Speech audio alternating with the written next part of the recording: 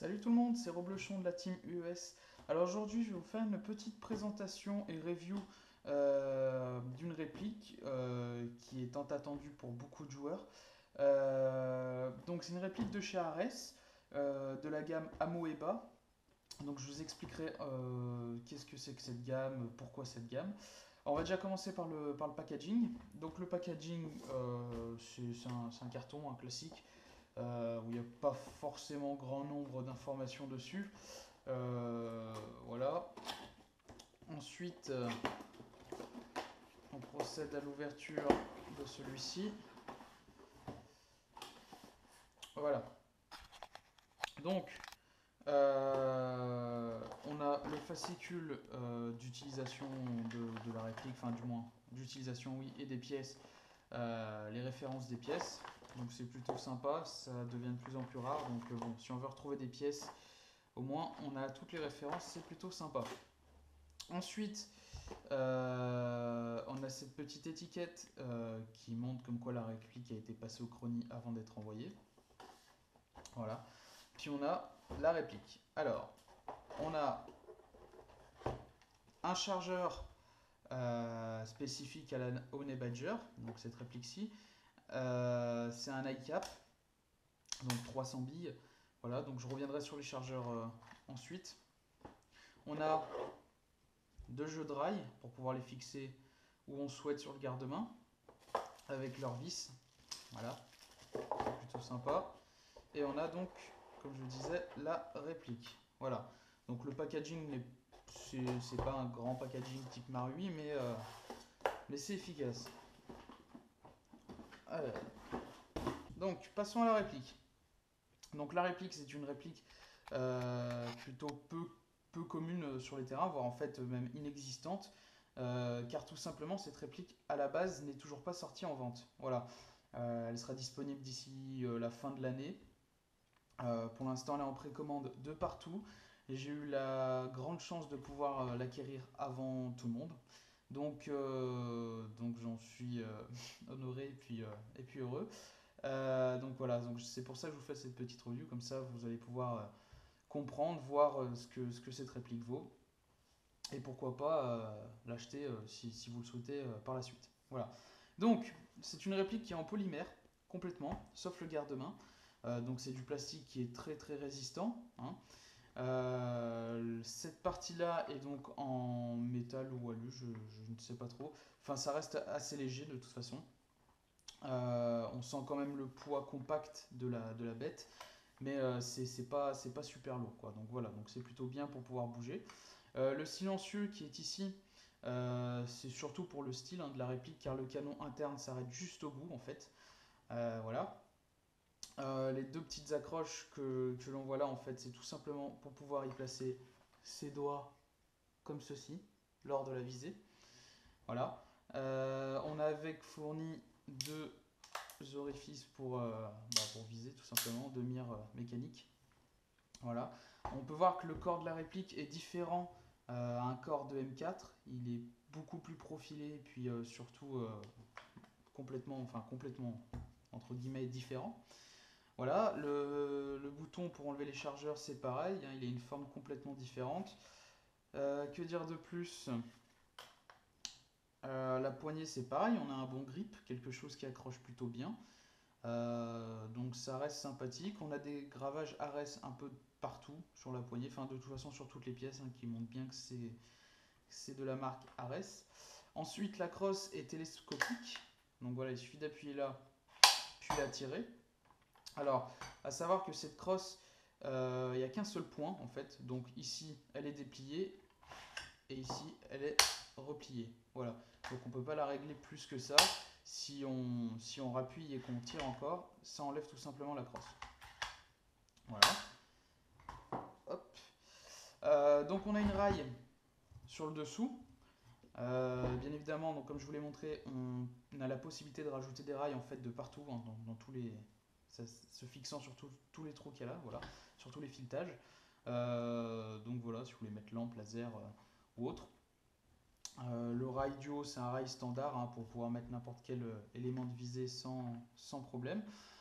Alors, je vais passer à la partie interne de la réplique pour vous montrer, enfin vous expliquer surtout pourquoi Amoeba. Alors, Ares a lancé une gamme s'appelant Amoeba.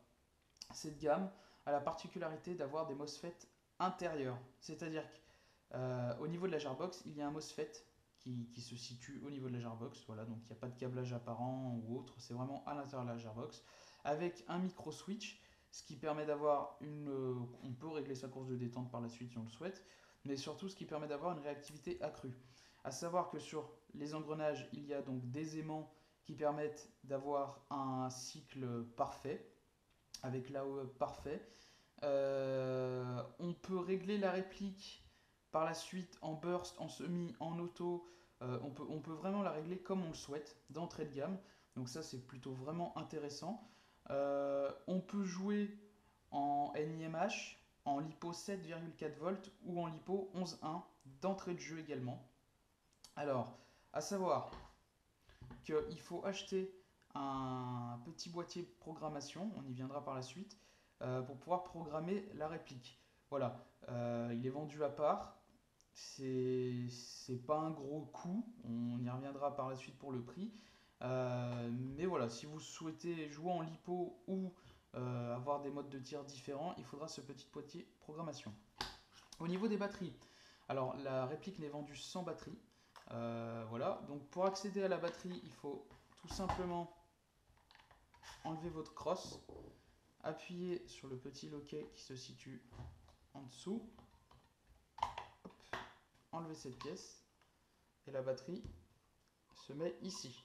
Voilà, donc c'est une prise Tamiya d'origine, câblage argent, quelque chose vraiment renforcé. Le piston c'est pareil, il est tout dedans métal, pas comme beaucoup de G disant renforcé et au final il n'y a pas grand chose de renforcé. On est sur quelque chose vraiment d'origine, on va dire une upgrade d'origine, quoi. Vraiment une fiabilité parfaite. Voilà. Donc pour les batteries, alors moi j'ai opté pour une 11.1. Ce sont des toutes petites batteries type Ampec en fait qui vont se loger dedans. Voilà, vous voyez comme quoi c'est plutôt assez petit. Voilà. Vaut mieux pas acheter plus gros que ça de toute façon, vous ne pourrez pas y faire passer. Donc on va procéder, je vais vous montrer du moins au niveau du tir. Alors je mets ma batterie, je connecte et tout. Hop, voilà. Alors au niveau du tir, moi pour le moment je me suis réglé en safe, donc ça ne tire pas, en semi et en burst. Voilà. Donc le mode semi, le mode burst.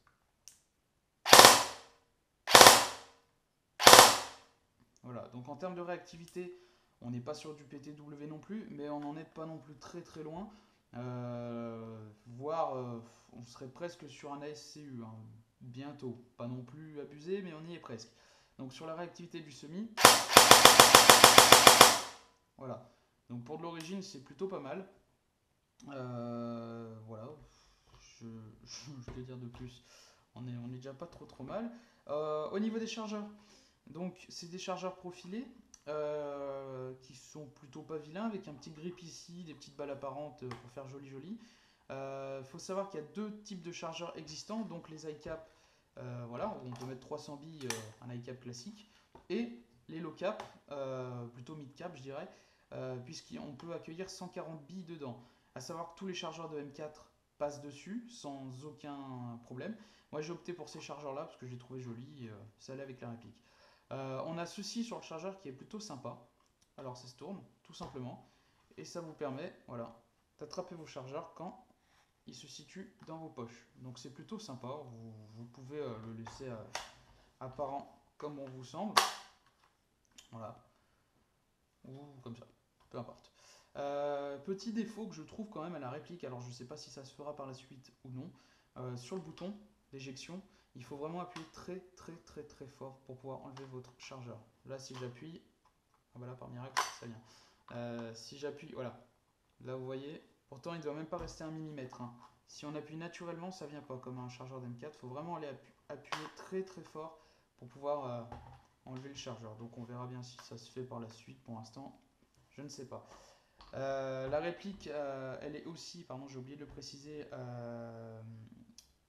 équipée d'un canon 603 Madpool d'origine, donc c'est plutôt sympa. C'est pas le must des canons, mais pour l'origine, en tout cas, c'est plutôt vraiment correct. Voilà. Au niveau du hop-up, ça se passe sur un hop-up qui, c'est une molette en fait qui se monte ou qui se descend, pas comme les hop-up classiques, on va dire plutôt comme un hop-up type ICS. Donc personnellement, je trouve ça mieux au niveau des réglages, c'est beaucoup plus précis à mon goût. Voilà. Ensuite, on va passer au niveau du boîtier électronique. Alors, le boîtier électronique, c'est un boîtier en ABS, en polymère, je pense aussi, qui est vraiment, vraiment résistant. On peut le transporter sur le terrain aisément, je pense. De toute façon, une fois que le réglage est fait, je doute fort qu'il y ait besoin de le reprendre sur le terrain. Donc, je vais vous montrer un peu comment celui-ci fonctionne. Alors, c'est très simple, on a un côté AEG, un côté batterie. Alors tout simplement, il suffit voilà, d'enlever les petits capuchons. On met le côté batterie sur batterie. Voilà, on va avoir un bip. Grâce à la molette, ici, il suffit de tourner pour sélectionner son choix, comme une télécommande. Voilà. Ici, on règle le nombre de cellules de la batterie, si c'est une NiMH, une LiPo 7.4 ou une LiPo 11.1, pour éviter d'abîmer le système et pour programmer le système. Et ensuite, lorsque le choix est effectué, il suffit d'appuyer sur Entrée. Donc je vais vous faire un petit test pour vous montrer tout ça. Alors, que je ne me trompe pas. Voilà. Il suffit donc de connecter sa batterie. Pardon. Il suffit donc de connecter sa batterie. Actuellement, je suis donc en 11.1. Donc, je me mets sur 3 cellules, comme ici. Tout à l'heure, j'avais du semi et du burst. Alors, on va se bloquer directement en semi pour que vous voyez un petit peu ce que ça fait. Une fois que le choix est verrouillé, il suffit d'appuyer sur Entrée. Voilà. Au moment où ça sonne et que ça s'arrête de biper et de clignoter, c'est que tout simplement le choix a été fait. Il suffit de débrancher la batterie et vous pouvez constater que le tout est fonctionnel en semi et en auto à la base, où là on l'a passé en semi. Voilà. Donc c'est plutôt sympa. Ça nous permet de régler la réplique comme on le souhaite, donc je trouve ça pas trop mal. Au niveau des tarifs, alors comme je vous l'ai dit, à la base la réplique n'est pas sortie actuellement. Apparemment à l'étranger elle s'élèverait sur les coûts d'environ 290 $, ce qui n'est pas vraiment élevé. Ça nous fait une réplique à environ 190, 200, 205 €, voilà, dans ces prix-là. On n'oublie pas que le boîtier n'est toujours pas fourni avec, ni la batterie. Pour le boîtier électronique, il s'élèverait sur les coûts à l'étranger de 55 $ environ. En France, moi j'ai pu l'acheter en France celui-là parce qu'il était déjà disponible, parce qu'à savoir il y a d'autres répliques Amoeba, donc on peut l'utiliser sur d'autres répliques bien évidemment, type Amoeba toujours. Je l'ai touché à 55 € en France, donc bon c'est plus cher qu'à l'étranger, mais au moins ça m'a permis de l'avoir assez rapidement pour ma réplique. Voilà. Au niveau des tests de tir, je les ai effectués. Alors ça n'a pas une portée non plus divine. On arrive sur quelque chose, je dirais bien un bon 45 mètres utile. Voilà, ça va pas plus loin, mais 45 mètres utile, j'estime que c'est amplement suffisant, surtout pour jouer en CQB. Prévoir peut-être une petite downgrade de la réplique, parce qu'elle est annoncée à 280 FPS sur certains sites, sur d'autres à 360, sur d'autres à 380. Il y a un peu de tout et n'importe quoi qui est écrit. Donc bon, prévoir sûrement une downgrade, je pense. Ça sera pas mal. Moi personnellement, je ne l'ai pas repassée au Chrony, mais apparemment elle a été passée au Chrony, donc au magasin. Et au magasin, apparemment, elle sortirait à 383 FPS, qui est en 0,20 bien sûr, ce qui est énormément élevé. Donc bon, on va passer par la case downgrade, à savoir que pour changer le ressort c'est très simple, il suffit juste de sortir la Gearbox. Et puis il y a comment dire, une ouverture facile à l'arrière pour changer le ressort. Voilà, donc il n'y a même pas besoin de déboîter la Gearbox en deux ni quoi que ce soit, c'est très aisé, même pour les débutants. Donc c'est vraiment pratique. Voilà, donc j'espère que cette petite review en français vous aura plu parce qu'il n'y en a pas encore sur YouTube. Il y a eu quelques reviews américaines, anglaises, voire même japonaises. J'en ai trouvé 5 ou 6 différentes, je crois, mais il n'y en a vraiment pas plus. Donc j'espère qu'elle vous aura plu. Si vous avez toute question, n'hésitez surtout pas, je suis là pour y répondre, il n'y a aucun problème. Si, si vous voulez peut-être même une vidéo de test de tir, je pourrais vous la faire. Il n'y a aucun souci. J'essaye même d'ailleurs de vous faire ça, comme ça pourra vous donner un petit aperçu. Et puis, euh, et puis voilà, moi j'ai opté pour cette réplique, voilà, tout simplement je trouvais qu'elle avait de la gueule, voilà. Malgré ma systéma que je possède déjà et qui j'en suis très heureux, c'était vraiment pour opter pour une réplique type, enfin c'était pour avoir une réplique de secours surtout à la base au cas où un jour ma systéma tombe en rade ou autre, ou même pour pouvoir jouer sous la pluie avec parce que ma systéma je ne la sors pas sous la pluie. Donc, euh, donc voilà, je pense même d'ailleurs la sortir un peu plus souvent, autant que la systéma parce qu'elle m'a l'air d'être plutôt pas mal. Donc on verra bien par la suite. Voilà, j'espère que cette vidéo vous aura plu. Moi je vous dis à la prochaine. Profitez bien et airsoftez bien. Ciao.